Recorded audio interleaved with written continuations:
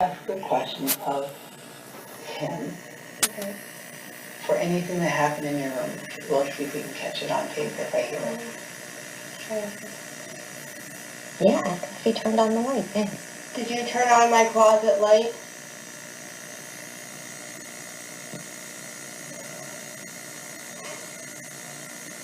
That was contamination from downstairs.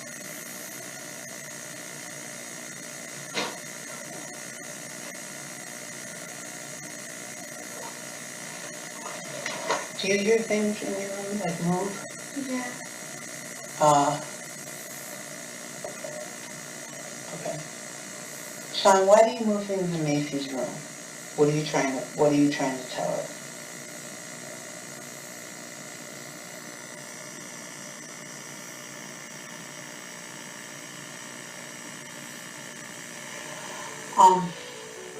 What I got from him.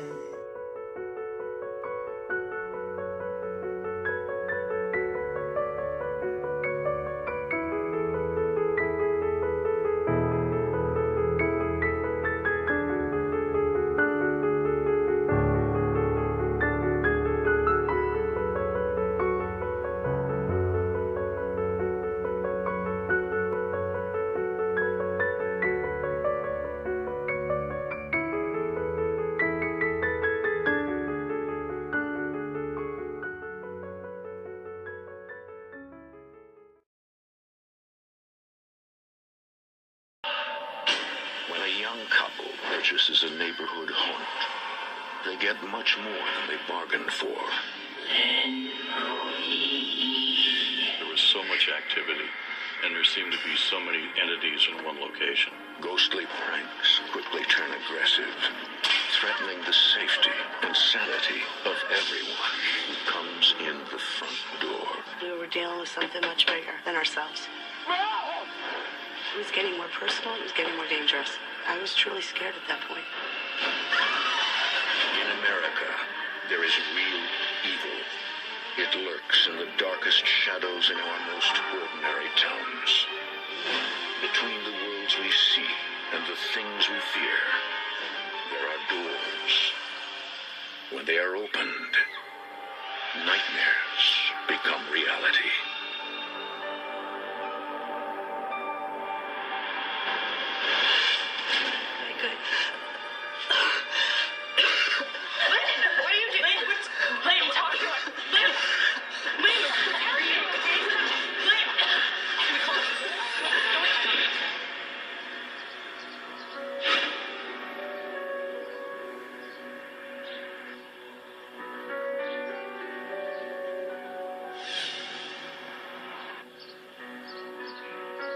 In 2007, Jason Ryder surprises his wife Lynn with an unexpected gift.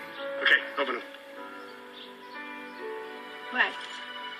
It's Maury's. We are the new owners of Maury's. Maury's is a popular Meriden, Connecticut restaurant. Oh my God. So Maury's was basically the place that everyone has a story about in Meriden. Because that is the place we all grew up.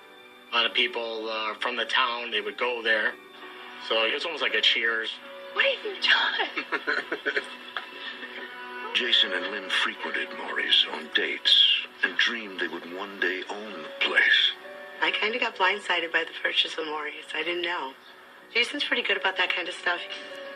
After 3 months of renovations, Lynn and Jason renamed the bar Riders.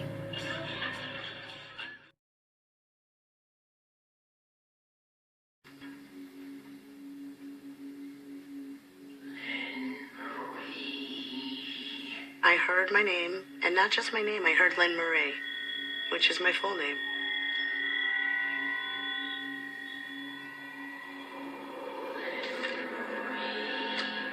What? Dad, Jason, what? What do you guys want? I'm swamped here. It sounded like it was coming from out in the restaurant, like my husband or my dad was yelling for me. I wasn't really pleased that I had to get up because I was extremely busy.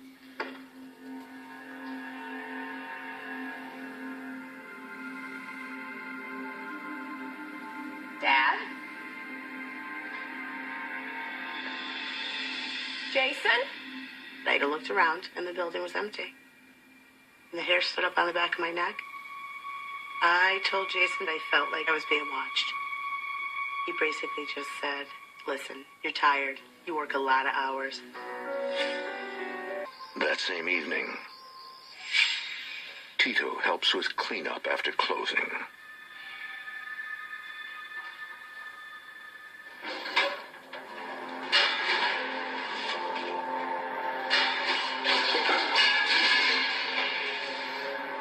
To actually see pots flying off on their own and there's no one back there, that was the scariest moment. That made me believe that there were actually some supernatural activities going on at Riders. Over the next few weeks, Lynn continues to have strange experiences in the restaurant. But each time she tries to talk about it with her family, they laugh it off. Everybody was teasing me at that point. Like, oh, what's the matter, Lenny? Did your ghost do it? So it was a big joke. I mean, it was a constant joke. Well, we joked around a lot because we just thought this was just, it was a way to ease the tension. You leaving? Mm-hmm. I need to go to the post office. I'll lock up. Okay.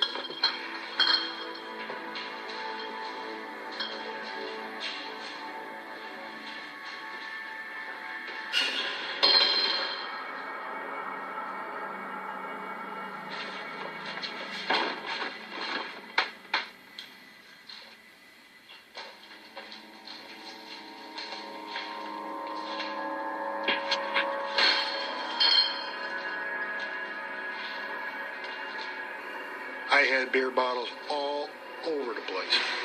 They were on the floor, they were moved around. I'm the only one in the bar. The bar is locked. I cannot fathom how this could have happened.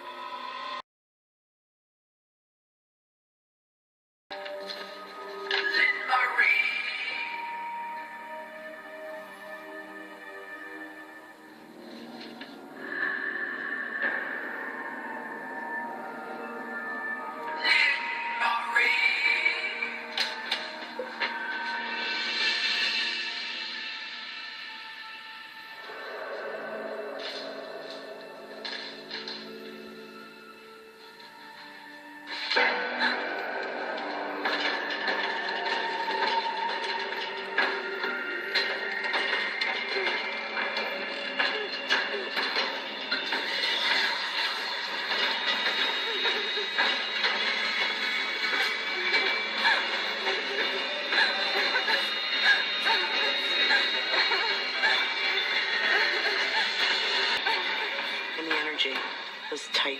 It was almost as if you couldn't breathe. There was really nowhere for me to go at that point because I was in the back corner of the building and I was alone. It scared me.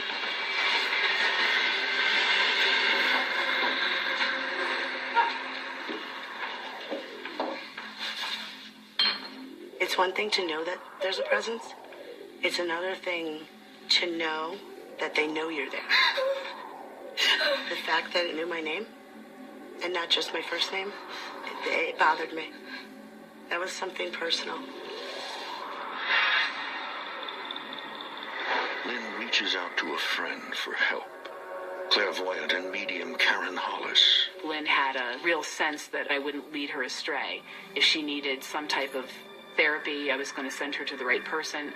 And if she needed the right paranormal investigative group, I would also be able to point her in the right direction. A week later, Karen and the ghosts of New England Research Society arrive after closing to investigate. I was very excited to get an investigation underway there. At the same time, I was a little bit skeptical because it just seemed to be too much going on there for any one place.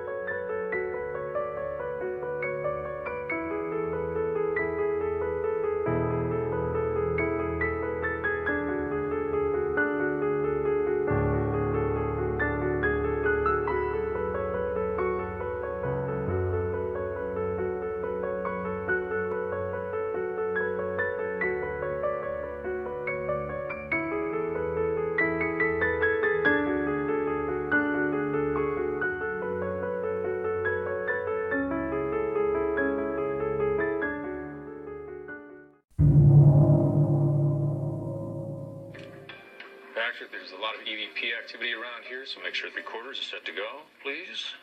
On the investigation, I decided to bring Karen Hollis, our resident psychic. I was immediately struck by how heavy the energy was in the home. Melanie, who's in charge of evidence evaluation. And also Pat Murphy, who acts as case manager.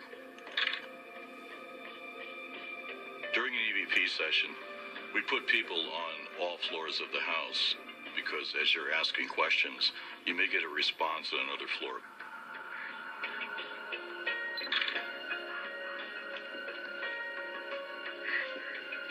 Every investigation is different. As you're walking either upstairs or downstairs, you're thinking to yourself, what am I going to find? What's going to be there?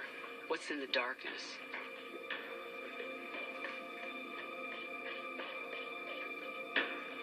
Say your name.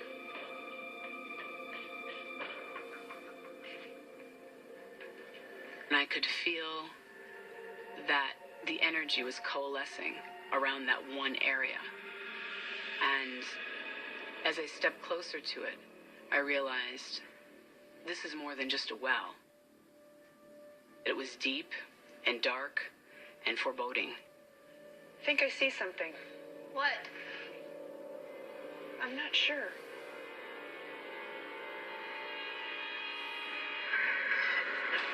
Something hit me in the chest. This dark energy, and it was overwhelming.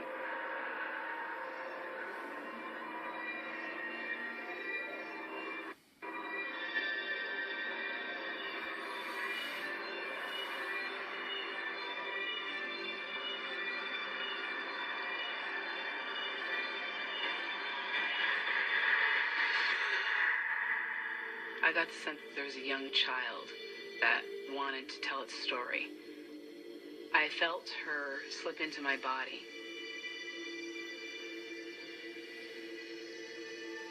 And I felt her touch my hair to see if it was her hair or mine. And then, with the sweetness of a child, she touched my cheek. I could feel her as trying to fill out my hands and my body, and having a sense of wonder. And then her voice came out. I'm Becky.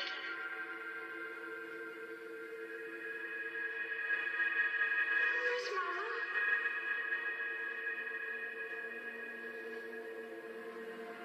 Mama got sick. It took her away.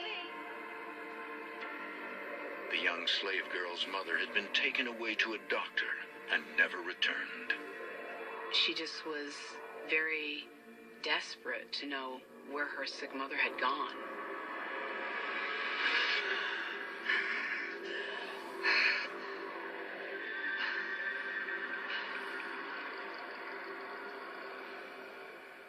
She's gone. I was channeling her grief over her mom.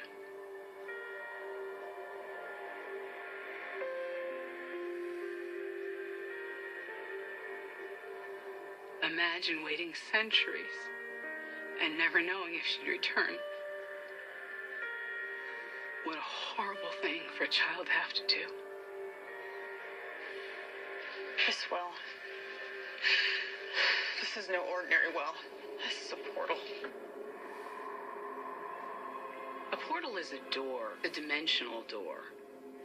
I could sense that this portal was where many spirits were coming and going, both good and bad. Is someone here? Meanwhile, Kurt and Patrick, unaware of what's happening in the cellar, are 3 stories above, exploring the attic. These are voodoo symbols.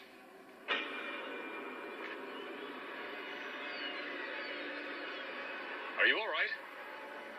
I don't know. I feel weird. It's just something that we don't see very often. It felt evil. It didn't feel right. Kurt. What? Kurt. Patrick, you're freaking me out.